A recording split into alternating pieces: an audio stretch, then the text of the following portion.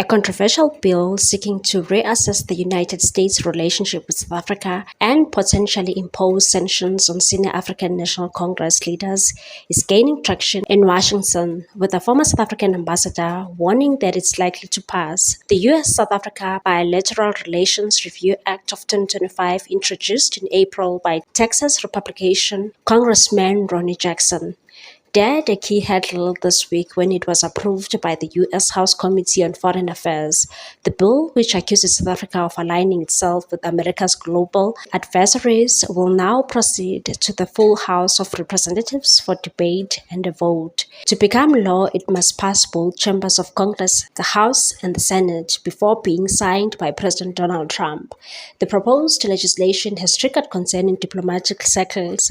Former South African ambassador to Portugal, Dr. Kingsley Makubele, told Newsroom Africa on Thursday that the bill stands a real chance of passing, given the current political arithmetic in Congress, and said, quite honestly, this bill is likely to pass. If you look at the numbers, there are 435 members in the House, with Republicans holding around 219 seats and Democrats close behind 217.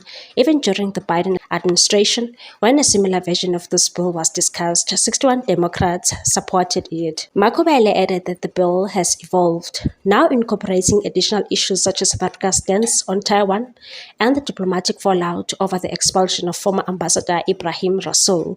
He said this is not just about trade anymore, it's framed as a national security concern. And when that happens, American lawmakers, regardless of the party, tend to unite. The bill criticizes South Africa's deepening ties with nations such as China, Russia, and Iran, countries the U.S. considers strategic rivals or adversaries. It mandates a comprehensive review of the bilateral relationship and identifies ANC leaders and the government officials who could face sanctions for allegedly undermining U.S. interests. Congressman Jackson, the bill's sponsor and a staunch Trump ally, did not mince his words following the committee's approval. He took it to his X account and said, South Africa made its choice when they abandoned America and our allies and sided with communists and terrorists. Today, my bill to fully review America's relationship with South Africa and give President Trump the tool necessary to hold their corrupt government accountable passed through committee. The days of allowing our so-called allies to walk all over us are over. Locally, civil society groups have weighed in. Ernest Van Zyl,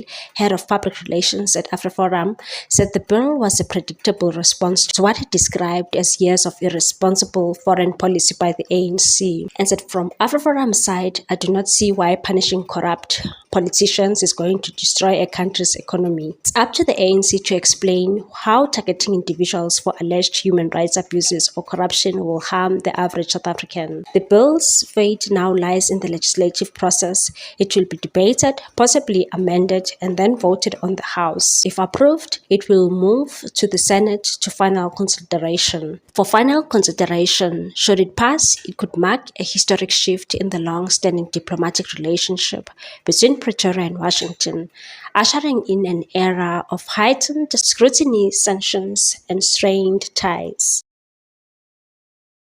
What's your take on this one, people? Thanks for watching. Please subscribe for more news.